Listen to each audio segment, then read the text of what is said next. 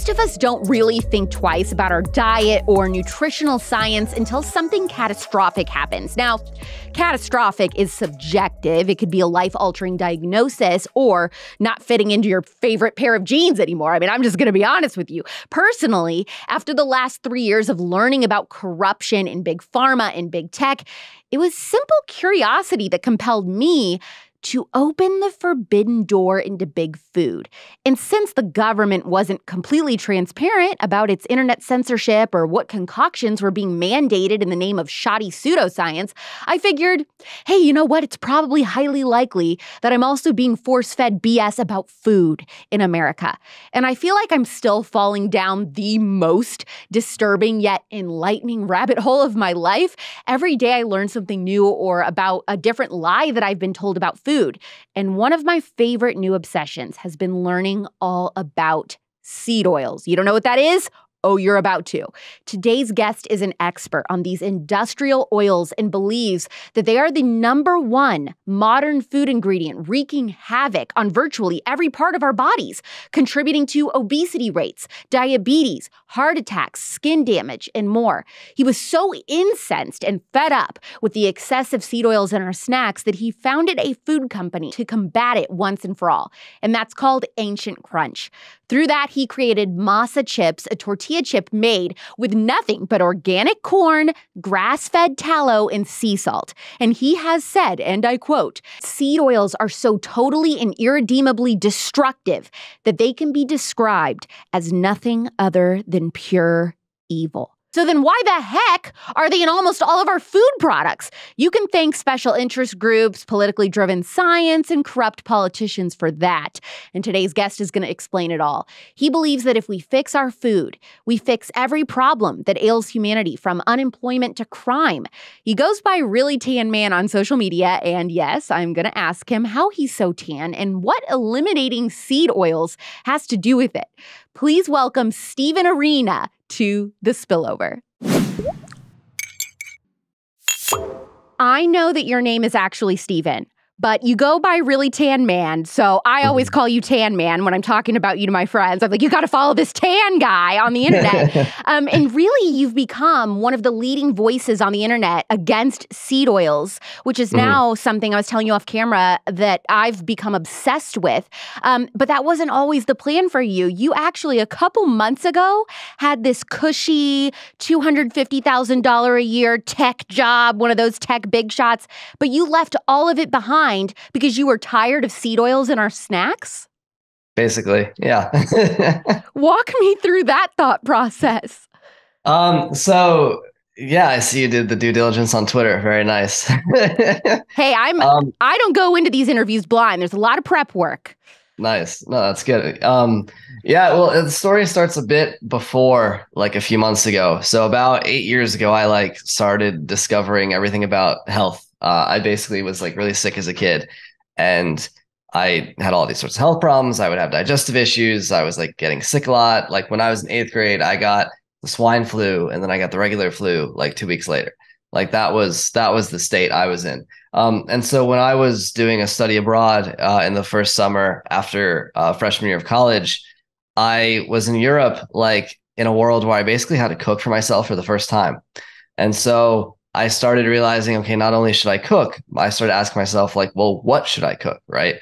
And so that, of course, that questions recipes, and then it gets you down a whole cooking rabbit hole, but also about a health, nutritional, dietary lifestyle thing. And at the time, paleo was very prominent. So I kind of stumbled upon that. And after making a few of the changes that the paleo folks recommended, I noticed that I just felt so much better.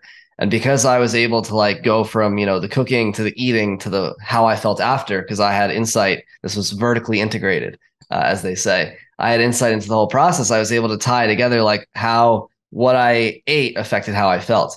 And since I was always sick, for the first time, I wasn't anymore. I could breathe through my nose, for example. I wasn't always having to go to the bathroom with digestive issues. So I was this is a whole new world opened up for me, basically, because a lot of people, I think, with health issues or other problems whatsoever, they get into this spot where they think that the world is basically unchangeable, right? They accept their fate. I'm sick, I'm overweight, I'm poor, I'm whatever. And they accept what the world throws at them. And then they're like, okay, that is what it is. But for me with health, I learned that like I have control over this, which no one had ever taught me before. So I kind of took off from there. Over the intervening 8 years, I've done all the trends. I went back to school and I was like fermenting kombucha in my apartment. I was like having girls over for kombucha cocktails, right? No. I was that guy. Yeah, I was making sourdough bread at like 2 a.m. when I like, came home from like going out on a Saturday in my like studio. And so I did the sourdough bread thing, I did the fermentation thing, I did the kombucha thing, I did the keto thing, I did the carnivore thing. I've done all the things. And so I think at some point about a year and a half ago, I realized like, okay, I have to start telling people about this now. Cause I'm like, my friends I've already exhausted their attention spans.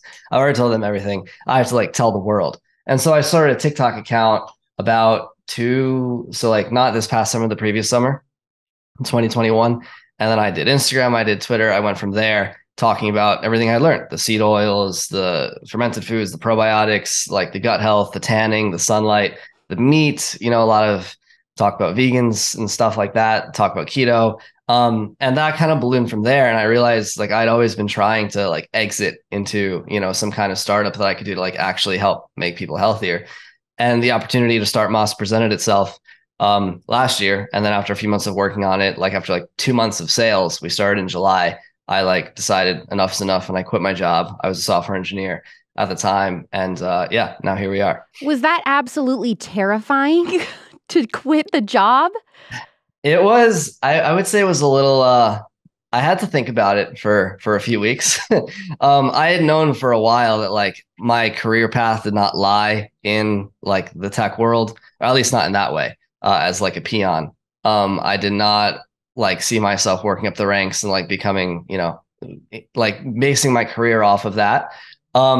So I was pretty much looking for like years for like the right opportunity to like exit into. And so when it presented itself, I was like somewhat psychologically prepared to just like go take it. Well, and the thing is with somebody who is willing to take a risk like that, you're only going to do that when it's something that you truly in your heart and soul believe in it. And that's what I really like about you. You're always talking about how if we fix the food, we fix humanity. And that's a really bold statement. So what do you think needs to change, and what positive impact do you believe that could make on modern society? Yeah, sure. I'll answer like the first part first, I think, or the second part first. Like the impact. So like it's very cliche to say this, but oftentimes such cliches are like actually true. Like you are what you eat. Everyone knows that. But like, do they really know it? Right? Like we literally, like every cell in your body was food at one point. Right? Like you breathe, you drink water, that stuff like gets recycled, it's respirated, it's excreted, whatever. But like every physical cell of your skin, your bones, your brain, your heart, your lungs, whatever, all of it was literally food. So like if the food you're eating is like called into question, then like the very essence of your physical constitution is called into question, right? Like if we're allowing our bodies to basically not only from a consumerism, like spending money standpoint, but if we're allowing our bodies to physically be constructed by large chemical based agricultural food companies, if we let them build our bodies, then like what are our bodies going to turn into? Right? If you build your body with crap, your body is crap. And because your brain is part of your body, then your brain is like everything falls apart. So I mean, just to give some people some specifics, right? Like we have a situation where there's like massive unemployment or underemployment in a lot of industries, and people are doing stuff that like jobs they hate, stuck inside all day, like in a Wendy's or in a truck or somewhere, whatever. Like, guess what? Like 97% of all of humans prior to like the Industrial Revolution, all of humans since the dawn of agriculture were farmers. They spent their time out in the sun, like with plants, with animals, fresh air. And obviously like the economics of this can be difficult. And so like that's something that has to be addressed too. But that occupation is like honestly like what a lot of people are evolved for.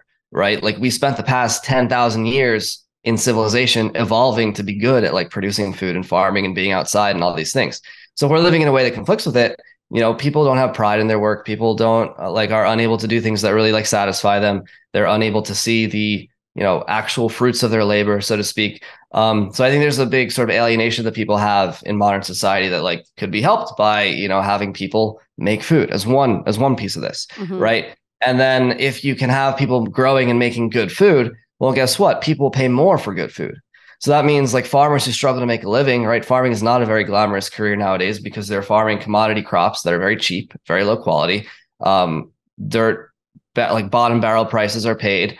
Farmers are saddled under tons of debt. They have to pay for pesticides. They have to pay for all these things.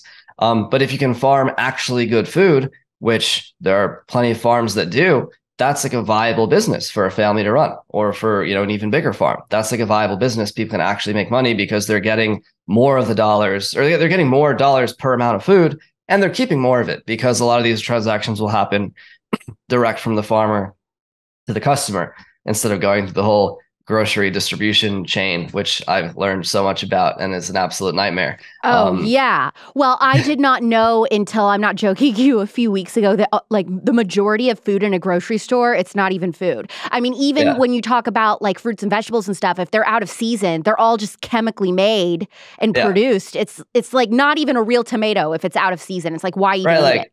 How do people in like upstate New York or like Chicago expect to get like fresh tomatoes in February? Yeah. Like, right? People and these are things I never thought about. So I know that most Americans, the average American, they've never thought about it because this is so ingrained in us. Yeah. Yeah, because people don't have, back to the whole farming thing, people don't have a connection to their food, right? They've never stepped foot on a farm. They never worked on a farm. They've never seen anything about this. They don't know what actually goes into it. They don't realize like the cycle of nature is like distilled into this one tomato, right? And like the actual like work that has to go into making that in a quality way. I mean, that's like from the economic standpoint, but what about like, I think the obvious one, which I should have started with, is like health, right? We spend like over $1 trillion a year on like healthcare or whatever it is, some insert large number there.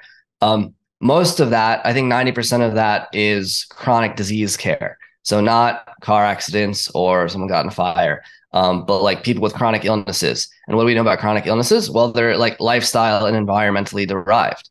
People have chronic illnesses because they eat crappy food primarily. There's other reasons too. But because they eat bad food, they have expensive healthcare bills. And it's not even about money. Everyone always likes to talk about money, but it's about like, how much suffering do you have as like a middle-aged person with like breast cancer or like testicular cancer, pancreatic cancer, going to chemotherapy? How much money does that cost? How much pain are you in? Your hair's falling out. Like you have to go on a dialysis machine, you have diabetes or whatever. Like that's massive amounts of human suffering. Like hospitals are like suffering factories, basically. And it's not necessarily the hospital's fault because they're just trying to address a problem, which occurs at the root, at the food, what we're made of. So like you fix food, 90% of our healthcare expenses and the suffering associated with them, well, what happens to that? It goes away. And what about all the waste that's generated, all the plastic and all the rubber gloves and all of the energy that's used in hospitals, right? We can get that back. And then, of course, the food industry itself, if we're eating good food, it's a big source of pollution, right? Groundwater pollution, air pollution, whatever, especially in the Midwest. Midwest people are screwed because even if they don't live on a farm, the pesticides from the farms nearby them get into the groundwater in levels that in most places are far above like what are considered the safe limits. Yeah. And so, well, recently with all of these chemical explosions and all of that and things getting into the Ohio River and stuff, I've been telling all my followers, you would be amazed. There's a lot of people who still do not know that you should never drink tap water. Right. They think it's like, oh, in America, tap water's safe. Yeah. There's no one paying attention to like the Flint, Michigan thing. Like when was that? 2013, 2014? Like, right. That's just the tip of the iceberg. And that's just what's accidental, right? Even when everything's going according to plan, like unhealthy chemical additives are put into tap water on purpose. Arsenic. Yeah. Chlorine and fluoride are the notable examples of this, right? They're put into the water on purpose and they're toxic.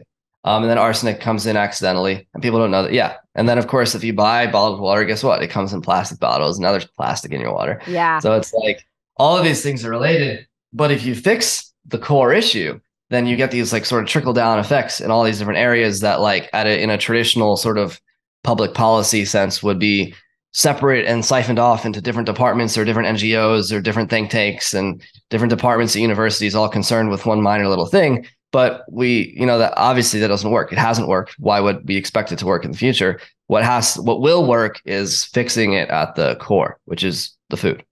And you have even talked about how fixing our food can even help with poverty. How? Yeah.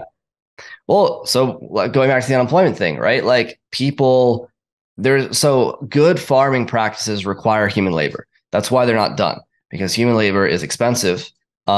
And because people don't want to pay for it. But if we did pay for it, then all of the people who are currently unemployed or underemployed or whatever, like they could, like I said, work on farms and contribute their labor to the food that now people will pay better money for. Like when 90% of people, or when farming automation started happening in the Industrial Revolution, people who were formerly out on the land, as they had been for basically thousands of years, left and went into the cities because they had nothing to do. And then they went to the cities and they became poor, and they worked in factories for low wages in factories owned by owners that were basically abusive. A similar thing happened in the Roman Empire. Towards the end of the Roman Empire, before the collapse, it wasn't so much mechanical automation, but a lot of the Roman ideal prior to that point was small family farms dotting the Italian landscape, basically. Yeah. And over time, large landowners accumulated land into these big estates farmed by slave labor that they purchased from, North Africa or, the Slavic countries or whatever. And so Roman citizens who were deprived of their livelihood went to Rome and became poor. And then Rome instituted the grain dole, which was the first basically public welfare program in all of human history. Giving these poor Roman citizens free bread, more or less. And that's a huge misallocation of human capital, right? Because you could have those people actually leading a productive life, producing food on land that they own, right? Or they're in the cities, in the streets, getting free bread, living a meager existence. I think right now in America, everybody is okay with and comfortable with talking about big pharma. They're comfortable calling out big tech, but it seems like big food is still largely ignored. So how did we get to this point where people just don't question the nutritional experts that are in charge of, supposedly what's best for our food? It seems like everybody is too afraid to look deeper into what we've been told all of these years about what food is healthy and what isn't. Yeah, that's a really good question. I don't know there's a good answer. One starting point would be food isn't really sexy. People don't care about food because it's so everyday. It's so pedestrian. People don't pay much attention to it, right? People like to talk about tech startups. They like to talk about fake food. Sure, they like to talk about lab grown food because it's sciencey and technology and that's cool. But no one wants to talk about actual good old fashioned from the ground food. I think there's a certain idolization of technology that people have. And because of that idolization of technology, they ignore things that are non-technical, such as food. And so all of the smartest people of this generation, what do they focus on? They focus on consulting, they focus on tech, they focus on engineering, they focus on research-based academia. No one is focusing on farming. And if you go actually and study agriculture at any of the universities that offer degrees in that material, it's paid for by big food companies, especially I think these are called land grant universities, right? They're funded by the Unilevers and the Kellogg's of the world, right? So the very education, if you're getting it, is not really unbiased, right? It's paid for by large food companies and no one wants to do it. It's not cool. So because all of the cool people, so to speak, they're not interested in food, it makes food this very uninteresting thing to most people. And so, people would rather look into different problems or spend their attentions and energy somewhere else. I think that's probably one reason. I think that's probably the main reason, honestly. It's just so everyday that it's not considered cool. In your opinion, what is the difference between good farming and bad farming? Sure. There are a few, obviously these are general principles, and it depends on what you're growing and what animal and whatever it is. But in general, good farming is done with a high degree of human input, whether it's picking things or pulling weeds or shepherding sheep around or moving cows around or something. It's done with a high degree of human input. It is done without the use of like chemicals of any, like artificial chemicals of any sort, whether that's fertilizers, pesticides, insecticides, herbicides, whatever. And I think the third easy characteristic of this is that the farming system is designed to have like a sort of resource closed loop. Good example of this is like the cow manure goes to fertilize the fields, which produce food that is then eaten, and then like this is like this whole cycle thing. Yeah. Which is different from the idea where like for example, you can't have just a vegetable farm, right? Because where's the fertilizer coming from? It has to come from animals. Exactly. And similarly, if you have just an animal farm, which you could have, then you're not necessarily going to be farming a complete diet, and you'll have a surplus of fertilizer that's not going into any plants. So you need to have this like cyclical thing. And that I guess you could call this like nature mimicking, right? It should be similar to like natural processes in as many ways as possible.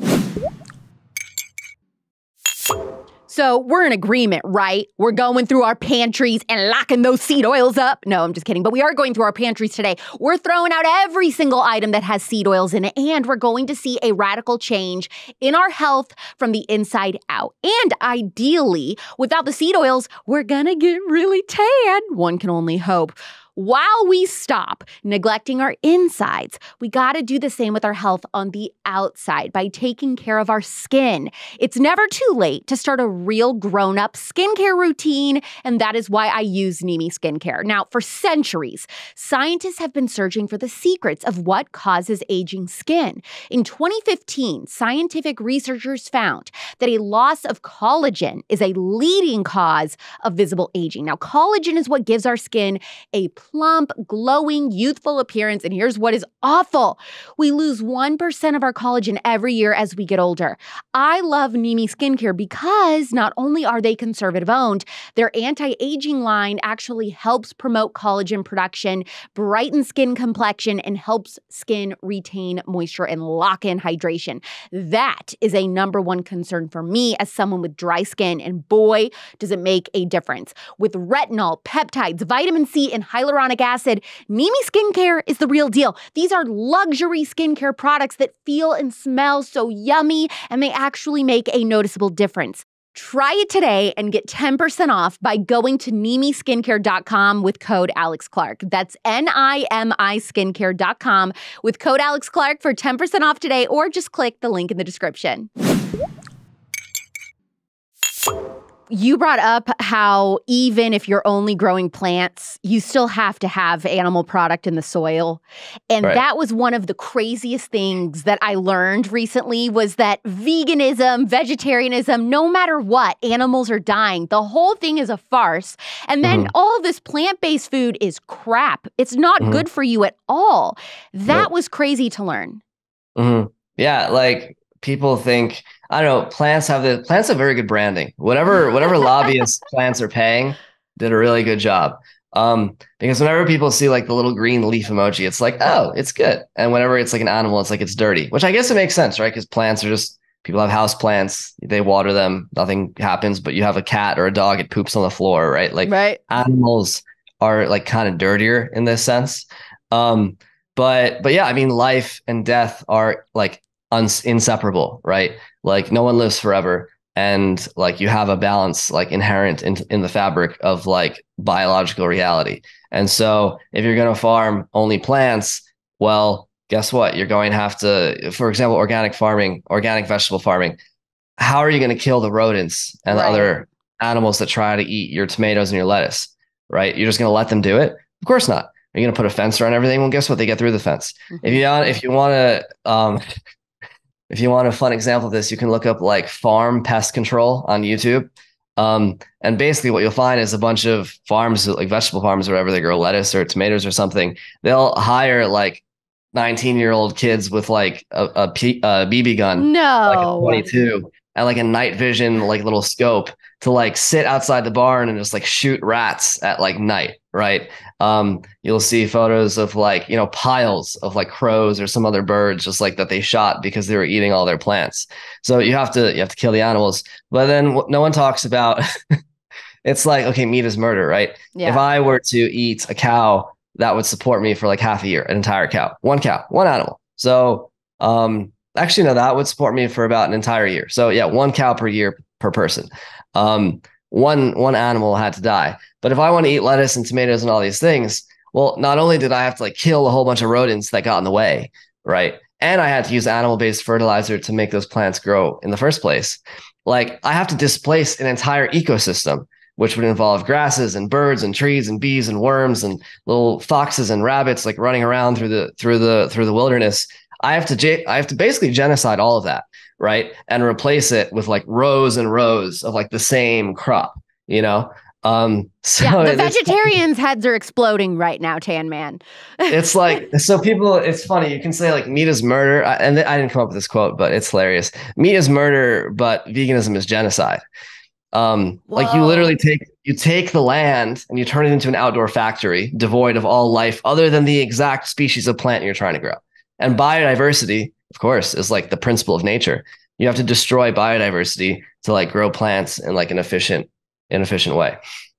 Now, here's what I don't understand. You look back at pictures in the 60s of beachgoers, everybody's skinny. None of them were doing keto. Nobody'd ever heard of that. They're not tracking their steps, right? So what has changed between then and now? Sure, good question. I think the two best answers to this are number one, seed oils, which we had to get into. And number two is just like a whole umbrella category of like environmental toxins to which we're exposed. So to briefly do the seed oils, and I'm sure you'll have follow-up questions.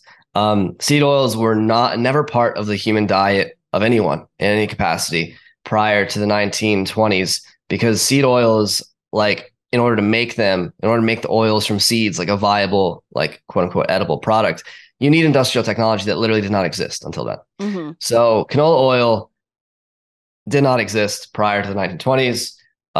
Like margarine, whatever, sunflower seed oil, all of these things, it just did not exist. Whereas milk has been around, like cow dairy, it's been around for 10 to 15,000 years. Grain has been around for 7,000 years. Meat obviously has been around forever.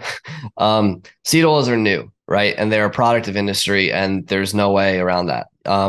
So seed oils went from being 0% of the American food supply to around 20% of all calories in like the contemporary times. So you have, like, charitably speaking, if you count like the naturally occurring like vegetable oils from like eating a whole bunch of like wheat or something, or like beans, charitably speaking, that's like a 20x increase in the amount of like seed oil, like unsaturated fats, which are the main ingredient in seed oils. That's like a 20x increase in the amount that we're consuming. And seed oils have a whole host of problems, which stems from the fact that they're highly inflammatory, right? They react when they're exposed to air, so oxygen, heat, and light. They cause oxidative stress. Everyone knows antioxidants. Well, what are antioxidants anti? They're anti the oxidants, and oxidants are seed oils. So seed oils cause all sorts of inflammation. So every kind of chronic disease, wherever it is, eyes, brain, skin, whatever, seed oils, you can implicate seed oils in them. And the other thing is that seed oils make people fat because they mess with people's ability to like regulate the amount of food that they're intaking. Yeah. Yeah. So that's seed oils. And the other thing would be like all sorts of environmental toxins, mostly from plastics, and then pesticides too, right? But like the smog, the pollution, the plastics, the pesticides, all of these things that are like either messing with our microbiome, or messing with our hormones, like change the way our body processes food, and they change our metabolism, and they make people overweight. So yeah, those I think are not sugar. Interestingly enough, those two things are the big reasons I would blame for everyone's lack of, say, physical fitness these days. We limit the seed oils. We limit our exposure to plastics. Basically, we can completely transform our health. Yeah, sure. I mean, there's infinite things, right? Get more time outside, fresh air, like exercise. Don't go, you don't have to go crazy, right? People in the 1950s didn't go crazy with exercise. There's obviously a few more things, but I think the two biggest things for sure are the seed oils and, the environmental toxins, of which plastics make up an important role. Now, you mentioned going to Europe, and I've never been to Europe, but everyone I know that has, they talk about how I could eat anything I want. I could indulge in pastas and cheeses, and I never gained weight, and I didn't feel sluggish and lethargic and like crap. Why do they feel so much better eating foods that in America are quote unquote bad foods? Well, yeah, less seed oils and less pesticides. So the soil has been much better maintained in Europe because people have been farming there for thousands of years and they know how to take care of their land. And so food itself is more nutrient dense. People often say oh, the tomatoes in Italy were so red, and the tomatoes in America are pale pink-ish. So the faster a plant grows and the bigger it grows, the less nutrient dense it is, right? Because imagine if there's nutrients in a tomato, if it's bigger and it grew faster, it had less time to spread those nutrients out into every corner of the tomato. And so the same tomato has fewer nutrients, right? So they use fewer fertilizers and they use less pesticides, and the soil is more nutrient dense. So the foods are more nutrient dense, which means you want to eat less of them because hunger is not about calories, it's about nutrients. So if you are hungry, you have cravings, and pregnant women know this better than anyone, right? They have cravings not for calories in just a quantity of energy. They have cravings for specific foods because of specific nutrient content of those foods. So the foods are more nutrient dense. There are thousands of pesticides which are banned in Europe, which are commonly used in the US, commonly used. Even just a bag of Doritos in America compared to Europe, they have all of these ingredients in America that are not allowed over there.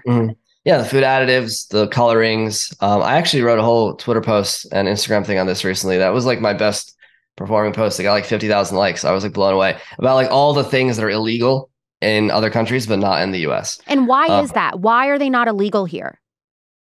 Because the people who make the regulations don't care about prioritizing health, I think is one way to say it. They care about making money. Well, the people doing the regulations don't necessarily care about money because they work for the government, but they have very close relationships, shall we say, with the people who do the making of the money. And that's just the way the American system is across all sorts of metrics. It's there are no rules, right? And the wealthiest people make the rules. And so I think that applies to food and environmental policy just as much as it applies to anyone else or anything else. I don't think it's you can't even chalk it up to a lack of caring for some abstract notion of human rights. Half this stuff that's illegal in other countries is illegal in China and Russia, which most Americans, I think, would say don't care about their people as much as Americans do. Yet it's still illegal over there and it's allowed here. It's mind-blowing to look at this a photograph of some woman in Paris smoking cigarettes and eating bread all day, and she looks better than me. Yeah. Well, yeah. That's two things right there with the bread. They don't use glyphosate, which is the primary pesticide used in wheat in the US. And that messes with people's microbiome and will modify their metabolism. So her metabolism is faster. And the irony with the tobacco is that tobacco suppresses estrogen. And so estrogen, which is it's not the female hormone in the same way that testosterone is the male hormone. It's not more estrogen makes you more womanly. Estrogen is too much estrogen is no good for men and for women. And it's funny that a lot of the things that are bad in American society, plastics, notably among them, and seed oils have estrogenic effects. They raise estrogen levels.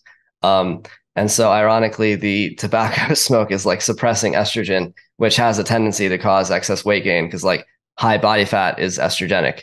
Not saying that you should go out and smoke cigarettes, but I think that actually does have a role to play in this, which is pretty interesting. Well, just because my listeners absolutely love what to do and what not to do when it comes to buying bread, what kind of bread should people be buying?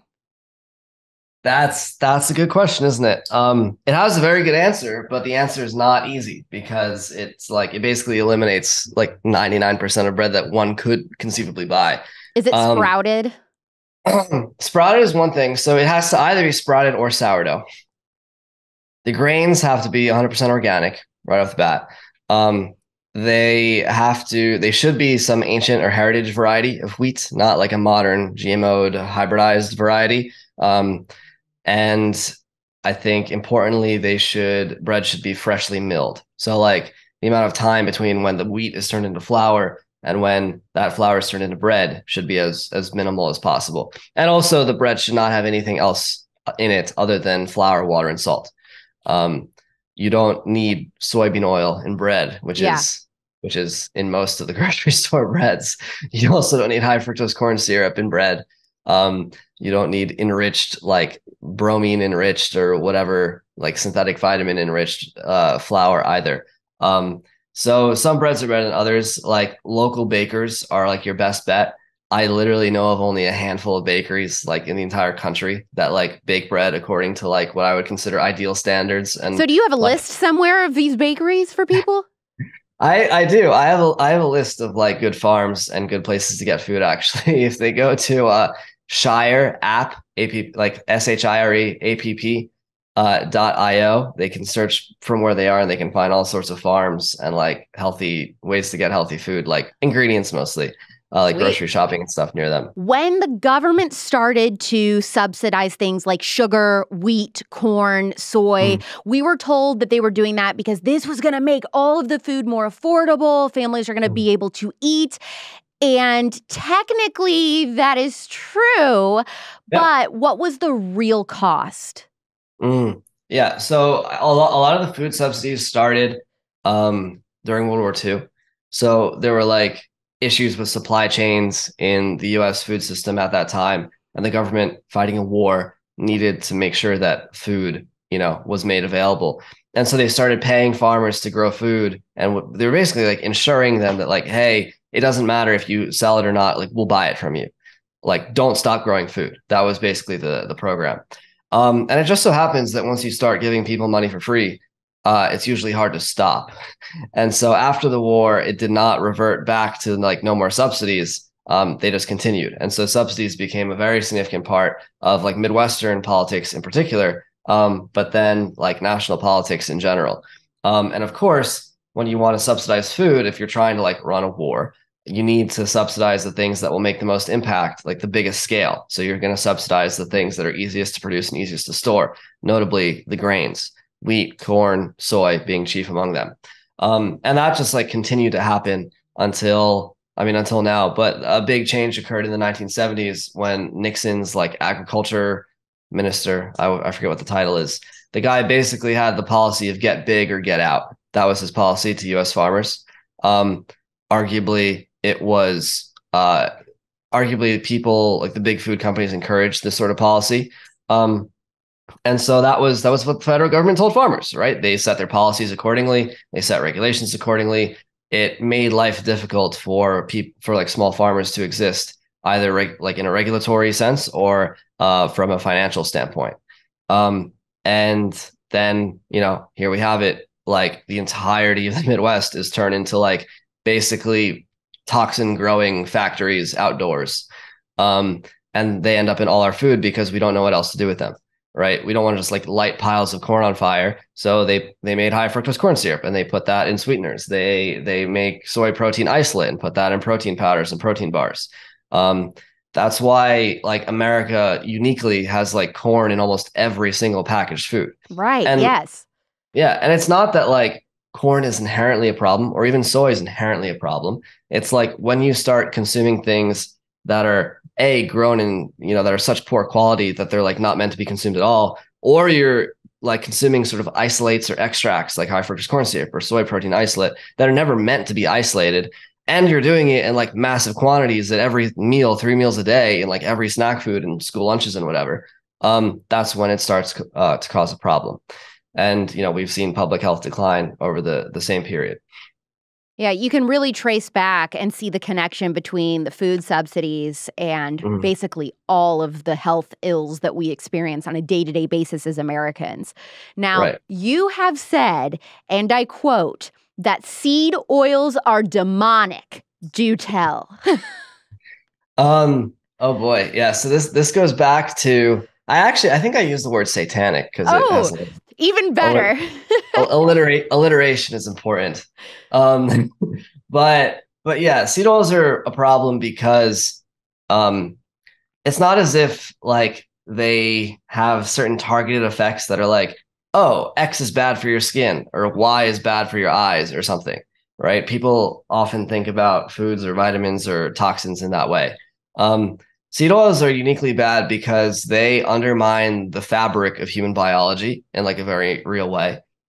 Namely, they create they create oxidative particles, for lack of a better term, and what that means is that these particles are highly reactive, so they steal electrons away from other molecules. And so what happens is if you have a human body, a high functioning like system with high integrity, and then you basically introduce a bunch of like wrecking jackhammers, right? Going around, they just like tearing tissues apart. That's what seed oils do. They're not the only thing that's toxic in this way, but they're the only thing that is consumed in such large quantities, certainly.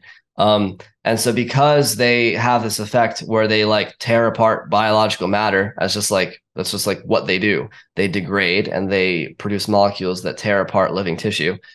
Their ills are manifested in every single biological system. So in the pancreas, you get diabetes, type 2 diabetes, which is very common and increasingly common, and not necessarily caused from sugar alone, because it's dependent on the whole insulin thing, and seed oils cause insulin resistance. That's one of their effects. Macular degeneration has been well studied and its connection to seed oils. Alzheimer's as well. These like oxidative byproducts build up in the brain, they tear apart brain cells, and then you get Alzheimer's. Cancer, same thing. Obesity, same thing. Skin, I think a lot of your listeners would probably be interested to hear about the cellulite connection and the acne connection. Because lo and behold, when you have oxidative stress in your skin, you get inflamed skin. You also get cellulite because seed oils, and in particular omega-3s like fish oil and like flaxseed oil, which are even more seed oily than seed oils. Yes. Like we're going to get into that later because people are going to be blown away by that. Okay. So we'll get into that. We'll get into that later. Anyway, so you get cellulite. Point is, you get issues everywhere because it's not as if seed oils are like some targeted like evil toxin. It just, due to the chemistry of what they are, they mess with all biological tissues, particularly mammalian warm-blooded biological tissues. And so they cause problems. And then you get problems everywhere. And that's why I think they're so damn bad. The main demographic that listens to the spillover is females 25 to 35 years old. And obviously there are some men who listen, but predominantly if you're listening right now, you likely fall into that age range and you're likely married. So if that's you, or if you are one of the dude conservatives who loves this podcast, thank you, by the way, I'm very flattered, I have a really exciting experience to tell you about. Turning Point USA is doing a men's leadership event for the first time. It's called The Summit. And the reason behind why we at TPUSA decided to do this is pretty simple. Now more than ever, masculinity is under attack. The summit is physically, emotionally, and spiritually challenging. The summit pushes you to your limit and then a little further. And the mission is to revive the masculine heart and to develop purpose-driven men who are leaders ready to serve their God, their family, and their nation. There's hiking, shooting, ice baths, camping, learning survival skills, prayer, fellowship, and of course, lots of food. Men ages 16 to 40 can sign up to attend the summit happening in cities across the United States. You can find a location near you and get more info at summit.tpusa.com. They'll also help you find which summit event is going to be good for your age range. That's summit.tpusa.com. So whether you're a guy looking to make lasting friendships or you're a woman who happens to have a man in your life, tell him to sign up for the summit. And run through just real quick a list. What is considered a seed oil? Okay. Seed oils are the oils extracted in an industrial setting from seeds in large quantities. So you take a whole bunch of seeds, you squeeze out the tiny, tiny little bit of oil in each seed, you refine it, you bleach it, you put all these solvents in it, you run through all these machines, and you spit it out into these bottles. And that's the process of seed oils. Then the seed oils you have to watch out for specifically would be canola oil, sunflower oil, soybean oil, peanut oil, safflower oil, grapeseed oil, rapeseed oil, which is another name for canola oil. Anything that's called a vegetable oil or a cooking oil. Honestly, the easier way to think about it is like the oils that are not safe, and the safe oils are olive oil, avocado oil, sort of, coconut oil, palm oil is technically not a seed oil, and then butter, ghee, tallow, and all the animal fats. Those are safe. Anything that's not that and is a fat is not safe. Yeah, and so masa chips literally have 3 ingredients, which is corn, beef, tallow, and salt, right? Yes. Yeah, which is what I love. So it's like 3 ingredients. It's so simple. And I love that, just looking at the bag and seeing literally 3 items. It can be that simple. Your food can be that simple. What I love is like most corn chips, if you look at the back of them, and like now that you know this, you'll pay attention to it. You'll see like corn, salt, or whatever, and then you'll see sunflower / canola / like safflower oil, or they'll say and it's like they don't even know which of those oils is in their food, right? Because these like giant factories that they're just like trucking in oils by the tanker truck full. Literally, they're trucking in tanker truck full loads of seed oils, dumping them in the fryers, mixing them. No one cares, right? Because they're all the same crap, right? Like imagine if someone said, "Oh, ingredients: sugar and or high fructose corn syrup." Right? Or like butter and or olive oil. What do you mean and or? Like how is it and or? Like, you made the food. Don't you know what's in the food? But like no, they don't. They literally don't. And so it's like sunflower and or canola oil. But this is what I don't understand. If it's possible to just use butter or olive oil or ghee or whatever, beef tallow, why don't these companies? Why are they using seed oils? So I can't necessarily blame the companies too much, right? I think so far it's been very like, oh, the companies are evil. Masa chips are expensive. That's certainly true. Everyone remarks this. And it is that way because we don't use seed oils. And so it's like, because not only are these ingredients cheap to produce because they're made in large quantities, done mostly by automation, the government literally subsidizes it. So like sunflower and like soybean oil, like the government is like picking up the bill, right? Like Lay's and Doritos are cheap, not because the free market decided they were that price, but because the government is basically paying effectively Lay's and Doritos so that they can have lower prices. Some people would claim this is a good thing because it allows food to be cheaper. But at the same time, if the result of it is like unhealthy food, then what you're basically doing is paying for poor people to be really sick. Which, how's that helping anyone? But I don't think anyone ever got that far cognitively. So yeah, I mean, this is the issue, right? Like masa chips are expensive and Doritos are not. So like if companies want to make a lot of money, well, they're going to, I mean, one way to make a lot of money, of course, is to make something that everyone will buy. And another way to make money is to make something that only a few people will buy, but charge more for it. Because I care about quality. Obviously, I've chosen the latter option. But it's certainly true that not everyone will be able to afford this food. So, I mean, it's easy to blame, I think, the big corporations for being evil and whatnot. But at the same time, they're responding to what people want. And if people are willingly, of their own volition, choosing to give them their money, they're supporting the whole program of that company. And so I think what's more important is for people to realize the power they have as a consumer and literally vote with their dollar and choose what they want to spend their money on. And, spend it accordingly, right? If they have beliefs about certain things, they want to see the world a certain way. Well, the only way to really do that, honestly, is to pay for it. And so, you can't, nothing's free, basically. You can't have your cake and eat it too. I certainly think that, like, as far as masa chips specifically are concerned, we'll be able to make the price come down, over time because we get bigger. That's just how business works. But they'll never be as cheap as Doritos. So it is what it is. Yeah, right. Now that everybody has been talking about seed oils, I've seen all of these strategic, scientific articles that are popping up saying, all of these myths about seed oils, they're unfounded, they're not bad for you. Do you think that shady entities are funding these articles? I mean, I don't have any explicit knowledge about the source of funding today. I do have some historical context that may be useful, and so like you can come to your own conclusion.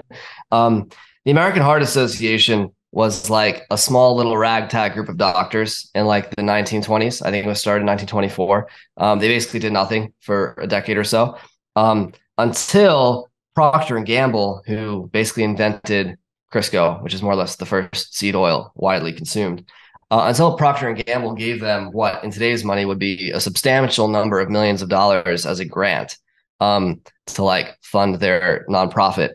And so lo and behold, the American Heart Association started publishing articles and publishing, information and material suggesting that polyunsaturated fats, which are the types of fats in seed oils, are good for you.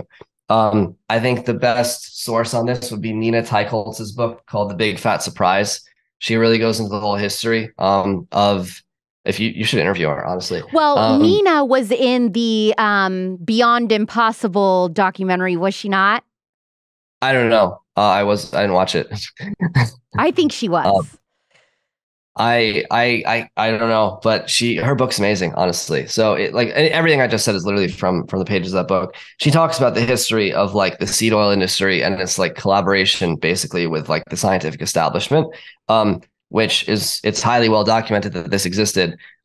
So whether or not it still goes on, it's up to people to figure out for themselves. All right, well, we have to address the elephant in the room, which is obviously you go by really tan man. So what the hell do seed oils have to do with how tan you are? That's a very good question. So remember how I said that seed oils like oxidize when exposed. So when exposed to basically heat, light, and air. Yeah. Yeah. So when you eat fat, like fat goes everywhere, right? Because your cell membranes are made of fat. Your obviously body fat, right? And your skin is made of fat. And when you eat fat, the fat you eat goes into that fat. So if you eat saturated fat, like butter or tallow, your fat is saturated. And if you eat unsaturated fat, like from seed oils, your fat is unsaturated. And so what happens with your skin is that when you go out in the sun, it's obviously very exposed to heat and light. In particular, it's exposed to UV light, which is even more intense than normal light. And so as the sun impacts like the unsaturated fats, which come from seed oils that are in and around and under your skin, it accelerates the process of oxidation, which causes even more inflammation than like you might normally experience from the sunlight. And so if you're full of seed oils basically and you go out in the sun will roast you, right? Because it's just rapidly accelerating the inflammation, which you would already have been exposed to. And that manifests itself often in sunburn. So instead of like developing a nice tan as like humans, and it's not just like Mediterranean people like I am, it's like everyone tans, right? To a certain extent. So instead of getting that natural tan that you would be subject to, you get burned and that's it. And then you get skin cancer and all these other things because of like the repeated inflammation. Do you think that sunscreen is just piling on the problem? Like, is that terrible? Sunscreen is so terrible. Like, it's terrible for you because like all of the sunscreens are made full of like carcinogenic chemicals. Like, I'm sure you saw the thing like about last year where a whole bunch of companies, I think like Johnson & Johnson or someone else had to like pull a bunch of sunscreens because they had all this carcinogenic stuff in them. Yeah. It's like, oh, wow, we just found out. Oh yeah, sure. We just found out. And so you absorb all that stuff. The second thing is that like you actually need sunlight to be healthy. So like the sunscreen blocking this UV is causing you to be unhealthy and it like messes with your hormones and it doesn't allow your body to internalize like the concept of summer, right? So like we're meant to experience life seasonally. And so if you're never really exposing yourself to full summer, then it's going to throw off your whole internal like long-term cycle. In the same way that like not fully embracing winter throws off that cycle, but that's a whole other discussion. I love that. I love that though. We're meant to experience life seasonally. Mm-hmm. Yeah, I mean, you sleep, right? You wake up, you go to sleep. That's a 24-hour cycle. But we also experience the 365-day one. At least most people whose ancestry is not completely equatorial, their ancestors experience seasons for like millions of thousands of generations. And so just like you like sleep at night to recover, like the winter time should be spent resting and recovering so that you can be more active and like farm and like go to war or whatever in the spring, summer, and fall.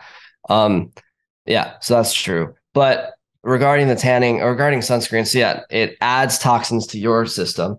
It takes away the health giving properties of the sun, and it's like smells terrible and it's like disgusting for the oceans and like the fish and like the reefs and whatever. And it's like people want to eat their nice fish, right? Well, what are you going to do when all the fish are dead because all you people brought like plastic carcinogens into the ocean and then like the reefs died, right? It's disgusting. So yeah, if you need to not get full sun exposure, which is certainly possible, or if you're on a boat all day or whatever, you're out in the sun all day and you haven't been exposed to it since like last summer, you should just get in the shade and like wear clothes like white linen, like people used to. White linen. Yeah. Well, speaking of clothes, polyester is in 80% of the clothes that we wear. And it's used in the majority of the brands that women love, like Lululemon and Athleta and Adidas and New Balance. What I didn't know is that when we wash these clothes, hundreds of thousands of microplastics are released. And basically, the clothes we're wearing to work out are destroying our health as women. Yeah, absolutely. Right. It's like plastics have the unique property of being able to disrupt hormones. So like because the plastic molecules look like the hormone molecules, presence of plastic often tricks the body into thinking that there's the presence of that hormone. And so when you have, it's like if you're taking like exogenous hormones, like hormones that don't come from within your body will experience hormonal changes. As people who've undergone hormone therapy or taken birth control absolutely know, this effect is real. And so plastics are like an inadvertent source of like hormones from outside your body. And what's particularly dangerous about like fake hormones, so these are called like xenoestrogens because most of them mimic estrogen. What's particularly dangerous about sex hormones is that they have the unique ability to like enter the cell's nucleus. So if we all remember from like biology class, you have the cell membrane on the outside of the cell. A lot of proteins and nutrients, whatever, go back and forth. But the cell nucleus is where the DNA is. And the DNA is kept under like lock and key, basically. And so the nucleus, the nuclear membrane around the nucleus itself has a pretty strict entry-exit policy because only the most important, only the need to know top secret security clearance substances should come in contact with DNA because that's the most important thing we have. Sex hormones about, reproduction obviously are implicated in like DNA replication. And so sex hormones have the ability to pass through the nuclear membrane and cause changes to DNA. And so chemicals that mimic sex hormones can get into your cell nuclei and screw with your DNA. And plastics are, sex hormone mimicking materials. So all of this stuff is like not only like in your body, it's a toxin, it's like messing with your DNA and your epigenome, and then you have kids and all that, like absolute nightmare. Plastics are completely destructive. I would recommend the book Estrogeneration by Dr. Anthony J. if you want to learn more about this kind of thing. But yeah, plastics are terrible. And the problem is, right, because we absorb everything that our skin touches. So women have this like even worse because all of the plastic clothes they have are skin tight, right? And they're wearing gym and they're sweating. So you got heat and water involved. And so the dissolving of plastic into your bloodstream is even accelerated. Okay, so our Lululemon is killing us. What kind of clothes are we supposed to wear when we're working out? Lululemon is canceled for sure. I mean, so my fiance, merino wool is a great material because it offers some of the stretchiness properties and some of the moisture wicking properties of like classic athletic clothing. And it comes from sheep, right? It's great. So I love the brand like Icebreaker, like it's like Icebreaker New Zealand or something. And they make all their clothes from like New Zealand sheep. So my fiance has like leggings that like are made of merino wool. And it's not as if they're that much more expensive than Lululemon. I'll tell you that. Like Lululemon's so expensive and it's just such dirt garbage. And so yeah, they're tight. It's moisture wicking. It's like it's great. And I mean you could also wear like loose cotton shorts. I think she has some cashmere like sports bra type situations going on. Cotton is great. Merino wool is great. Silk is great. Cashmere is great. So yeah, I mean the clothes thing is hilarious because like all of these like considered luxury materials are not even that much more expensive than like the fancy like plastic brands. Well, I mean, now that you bring it up, yeah, you're absolutely right. When I'm thinking about the prices, it's outrageous. Yeah. It is stressful going to the grocery store today and seeing those prices rack up on your receipt and then have to go home and feed your family with really not that much. And then you're back to the store again, spending more money again. And it's just this cycle of stress and feeling like, how am I going to provide healthy meals for my family? Well, what I love about Good Ranchers is that you don't have to worry about that. And they're actually helping you not only get better quality food and meat for your family, but saving money as well. I have Ben and Corley Spell here with me today from Good Ranchers in person to tell me, how does Good Ranchers help people save money on their meat and yet you're giving them way better quality food? There's practically no waste due to spoilage, because when you go to the grocery store, you buy a big pack of chicken. Well, you either have to cook all of it or you have to throw it out, right? Right. So with us, every piece of chicken is individually wrapped. Every piece of meat that we sell is actually prepared for chefs. Everything that comes in our box is ready to be put in the skillet, put in the stove, put on the grill, and you're going to eat every single bit of it. How do your prices compare at Good Ranchers compared to other big box meat brands? If you compare us to like Omaha Steaks, we're on average about 40% cheaper just pound for pound. We're giving a superior quality. So we want to save people time from going to the grocery store, and we want to take the guesswork out of the grocery store. And I can't tell you how nice it is to go to the grocery store and all you have to worry about are the sides, like the vegetables and what you're going to serve with your meat, and you just know your meat is in the freezer. That's right. Yeah. Making life easier and also making your meals more affordable. GoodRanchers.com/Clark with code Clark. That's GoodRanchers.com/Clark with code Clark. You'll get $30 off, or just click the link in the description. Should we be incorporating superfoods into our diet like sea moss gel and kombucha? Like, no. The only superfoods you need are like raw honey, like meat, animal, or like high quality meat, animal organs, high quality dairy, and that's where all your nutrient density is going to come from. How are omega-3 fats worse than seed oils? Okay, so I don't know if I can keep this brief. Basically, because like seed oils oxidize, right? We know this. There's a chemistry reason. You can check out my Substack for like an actual article describing this if you're that interested, which is really tamman.substack.com, I think. So seed oils, there's these long chains of like hydrocarbons, and so they have little breaks in the chain. And at those little break points, that's where the molecules like oxidize and degrade, and then they break apart, and then they go around, screwing with all of your tissues. So omega-3s have even more of those little breakage points. And so there's more links in the chain where they can break apart. So they oxidize even faster, and they produce more oxidation byproducts. So this would be, of course, your cold water fish oils, and flax seeds, chia seeds, and flaxseed and chia seed oil. So they're like seed oils on steroids. And they turn to plastic when they're exposed to air. Like oil-based paint, oil-based paint, Michelangelo, right? Yeah. Da Vinci, ring any bells? Oil-based paint was made from flaxseed oil. I did not know that. Ew. Yeah. Yeah. It's called linseed oil. Like they change the names, like when it's a food, right? They just change the name. So it sounds like it's not an industrial chemical, but it used to be called linseed oil. It's now called flaxseed oil, and it hardens, right? In air, it turns into plastic. And so what happens when you eat omega-3s, they end up in your body fat. What happens? What is the plasticky thing in your body fat right under your skin that every woman is familiar with? Plasticky thing under our skin? Yeah, like it's hard, wrinkly, like little solidy looking like aberrations under skin. Oh, cellulite? Yeah. Oh, God. Yeah. Okay. All right. All the things to avoid. Okay. Now, I always see the word gum listed in ingredients. Okay. Stuff, gums, this gum, that gum. Is that another thing that we need to watch out for, or is that harmless? I wouldn't say it's harmless. It's not the worst thing ever, but I would avoid. Like a lot of the gums mess with like people's microbiomes and cause like gut dysbiosis. Honestly, none of the good foods have this stuff in it anyway. Like real ice cream is even better than like the fake chemical ice cream with all the gums in it.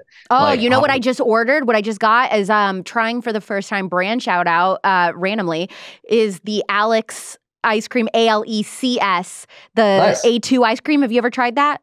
I haven't tried it yet, but I've seen it, and it's like regenerative milk. Yeah, like that's pretty cool. So Nice. I'm excited about that. By the way, speaking of raw milk, okay, so raw milk is labeled in all these states. It's dangerous for human consumption. But you think that people should drink it anyway. Why is pasteurized milk the norm and raw milk is this scary, evil thing that people need to look out for? Sure. Real briefly, like cows are supposed to live out in the grass, in the pastures, in the countryside. That's when they're healthy, and then it's when their milk is healthy. And for thousands of years up until the Industrial Revolution, that's how milk was produced. When people started moving into cities in the Industrial Revolution to work in factories, you couldn't bring the cows with you easily in fields because there's no fields in the cities. And because refrigeration didn't exist, you can't keep the cows out there and truck the milk in. So they put the cows in warehouses, like in Brooklyn, in New York, for example, and they fed them just like whatever trash they had lying around because there's no grass. And so lo and behold, the milk that the cows made was now toxic because they were keeping cows in a warehouse and feeding them garbage.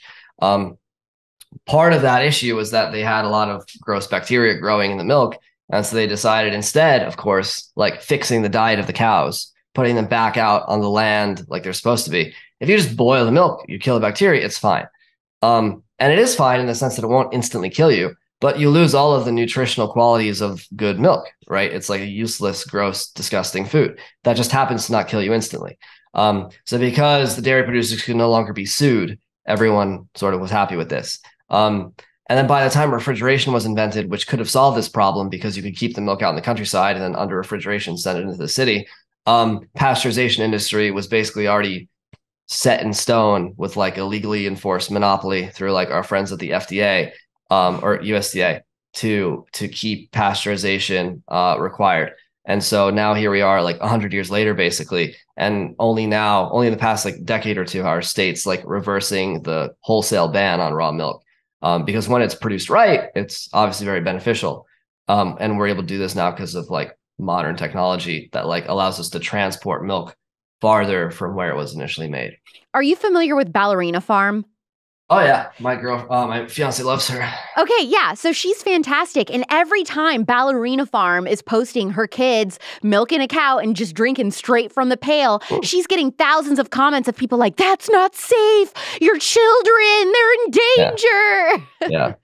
Yeah, well, they can just wait and see how her children turn out in contrast to their children, and see who's better off. Mic drop. I love that. Okay, rumor on the street is, Tan Man, that you don't wash your hands. Is that true? Oh, you really did your research.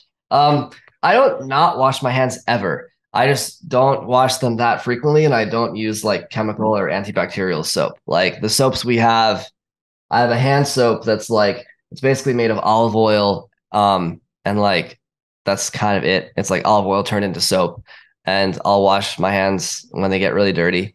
And then for showering, I have like a tallow based soap that we get from a farmer nearby. It smells amazing. And you don't feel sticky at all.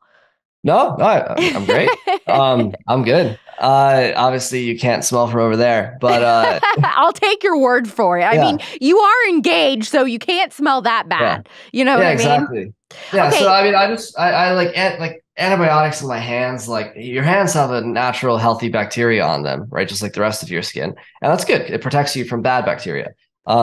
And also like the soaps have fragrances disrupt your hormones. So like that really screws with me. So the soaps have artificial fragrances and it absorbs, right? Everything that touches your skin is absorbed. So yeah, I like wash them infrequently. Why are healthy, beautiful women rubbing beef fat on their skin? Tallow is a magical substance.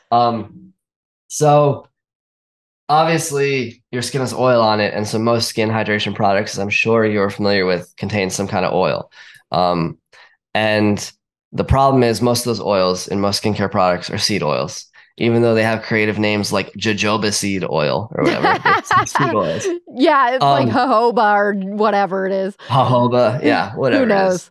It is. But like human fat is saturated fat. It's the same fat found in cows or other similar animals. So if we want to be putting fat into our skin or into our system, we should be eating and applying the type of fat that we naturally have. And so tallow is a good example of such a fat, and it has the added benefit of being rich in naturally occurring vitamin A. Vitamin A has a lot of different names, so people are probably familiar with it as, you know, being the same, like it's retinol is a synthetic form of vitamin A. That's how most people are familiar with it. It's like some retinoic acid, something or other. Vitamin A is the skin vitamin. It allows you to have strong, smooth, moisturized skin, free of acne and whatever else. So when you're vitamin A deficient, skin problems develop. And so tallow is great because it's got the right kind of fat. It has no chemical, weird plastic garbage, which we already talked about. And it's got a lot of naturally occurring vitamin A. And it's relatively cheap and it smells great. My friend Van Man has like my preferred tallow balm. Wait a minute. There's Tan Man and Van Man. What does this guy do? Man. There's the Van Man. Yeah. On Twitter you can find him. He has a good time over there. And he has a massively successful like tallow balm and like other healthy skincare cosmetic company. Okay, cool. Perfect. And so yes, that's why pretty girls are rubbing beef fat on their skin. Okay, now this was something that I found really interesting that you had tweeted about. You believe that some of the worst things that we could ever put in our mouth, these are like random food items, okay? Food, I'm saying in quotes. You think that some of the worst things that we could possibly eat are Ritz crackers, Skittles, stovetop stuffing, coffee mate creamer, maraschino cherries. What is the deal with them? Besides seed oils? That's my Twitter thread that all of those foods are illegal in other countries. And that's the one that did really well. Okay. So they all have ingredients that are illegal everywhere else but America. Yeah, well, some of them are illegal in Europe, some of them are illegal in China, whatever. And obviously it's not all the ingredients in all of them, but all of those things contain things which are illegal in some countries that care about health far more than we do. And I think some people get very discouraged about this kind of thing. Oh, I can't eat anything. And I get these comments a lot. And like, that's not really true. Like, it's ironic because my entire dietary philosophy is like, eat everything. Just make sure it's actual food, right? You want crackers, get crackers that are made with like sourdough dough and like organic sourdough flour, like sourdough fermented flour and like butter, right? And salt. Eat crackers, right? Eat cherries, eat bread, make your own breadcrumbs from sourdough bread, like dry it out and crumble it up. Or like find brands, obviously there's not that many of them, but find brands that make them in this way. If you want candy, there's so many good chocolate brands out there. So many good chocolate brands. It's incredible. And like, if you want little gummy bears, you can make gelatin right at home with fruit juice and like gelatin, which comes from like grass-fed cows. It's like, that's an amazing dessert. Now, are you a Hue chocolate fan or no? Because I am obsessed. I like Hue. I like Hue chocolate. Yeah, for sure. Yeah. All right, cool. The mint one is really my favorite. Yeah. All right. So what should a seed oil-free diet look like on a daily basis? Breakfast, lunch, dinner. Just give me an example of meals. Yeah. Okay. I'll tell you what I had today. So that should be easy. I had pasture-raised eggs fried in butter with sourdough toast from like the bread guy that I'm very fortunate enough to live near, because otherwise I'd have to I'd have Mia making bread. But regardless, we'd have to be making our own bread. So I had toast with raw grass-fed butter, and we had like a pasture-raised pork sweet Italian sausage from a farm that we get at the farmer's market on Sundays. I also had some organic tangerines that I got at Whole Foods and a glass of raw milk. For lunch, I had nachos with masa chips, of course, and grass-fed ground beef with salt, sauteed onions, and some like local organic salsa from a farm at the farmer's market. For dinner, I don't know what we're having, but a typical thing would be like baked, roasted like potatoes, carrots, and onions, some kind of steak or some kind of ground beef or like a sausage, like all meat from like some local farm, and they're baked and fried in olive oil or butter. And for dessert, we'll probably have some raw milk ice cream from one of the Amish farms that we get deliveries from.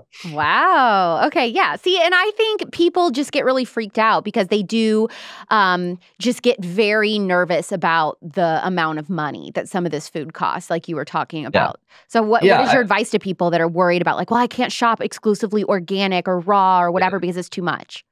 I have a whole article on my Substack addressing this as well, if you're interested, like how to do this cheaply.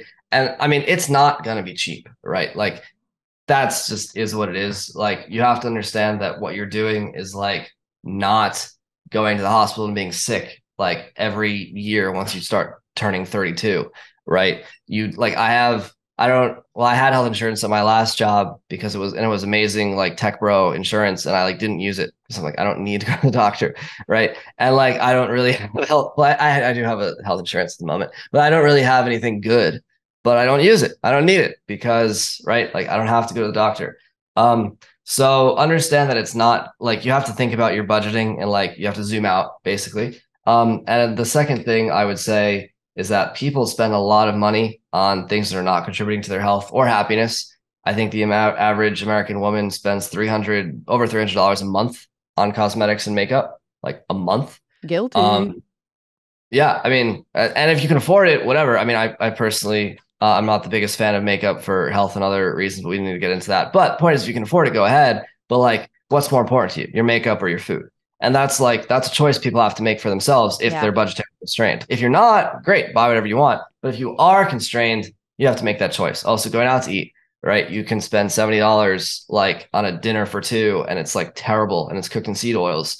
Or $70 will be probably an entire day or maybe 2 days. No, it's probably like a day and a half of eating for me and my fiance, right? Versus one meal.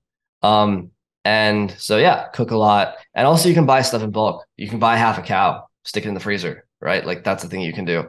And the price per pound of that beef is like very cheap. So those are my summary tips for the cost thing. Yeah. I think that's great. Okay, so as we wrap up here while I have you, so Ancient Crunch is your company that makes and distributes masa chips. Correct. I have to please request that Ancient Crunch will start making pretzels because I cannot find pretzels without seed oils. I've looked everywhere. I've looked on Thrive Market, everywhere. There is nothing. It doesn't exist. I haven't heard the pretzel request. Wait, there's one pretzel brand that looks like Lord of the Rings. Do you know what I'm talking about? No. It's like green and has like gold lettering. I'll send it to you after. I think I've seen their ingredients. They're not terrible. I'll let you know. But regardless, point taken. I will take that upstairs and we'll consider. Okay, so you guys are looking to expand. Ancient Crunch will be everyone's go-to snack company to get all of their seed oil-free snacks, right? I'm guessing you're not stopping with tortilla chips. I can't confirm nor deny, but maybe. Okay, that's good. Okay, I'll take that as a little hint. Okay, so where can people buy masa chips? Because I love them. I cannot stress enough. And by the way, this isn't like a paid sponsorship interview or whatever. I genuinely love the product and had to have Steven on because I'm in love with it. And I just think it's doing amazing things for the world. So where can they buy them? Cool. Well, if you live in Los Angeles, you can get them at Erewhon. And if you live anywhere else, you can get them online at masachips.com, masachips.com. And that's they also on Amazon now? They are sort of. We're working on that. They are, but it's like we're trying to not tell people about it so we can slowly build up our capacity or Amazon's capacity to like fulfill those orders. But yeah, technically by the time people listen to this, whatever, sure, you can also get it on Amazon. Perfect. I cannot thank you enough. Thank you so much, Tan Man, for coming on the Spillover, sharing your wealth of knowledge on seed oils. This has been super fun. And I know that my audience is going to eat this up. Literal. No pun intended. No pun intended. They're going to eat it up. You didn't plan that one out, did you? I didn't. Thank you so much. Thank you, Alex. It's been great. Meat is murder, but veganism is genocide. What a quote! I know he said he wasn't the original person who said it, but that really piqued my interest. I think I'd enjoy doing an entire episode in the future with an expert who can just debunk the plant-based industry and vegetarianism in general. So keep an eye open for that. One thing that Tan Man didn't bring up is that he has created a seed oil card that you can hand out whenever you go out to help the kitchen at whatever restaurant you're at understand what they can cook your food in and what they shouldn't. It's free. And I'll put a link in the description. It's not something that you would like hand out at a Chick-fil-A, but if you're at a nice restaurant, they should ask you when you're seated, hey, does anybody have any allergies or sensitivities?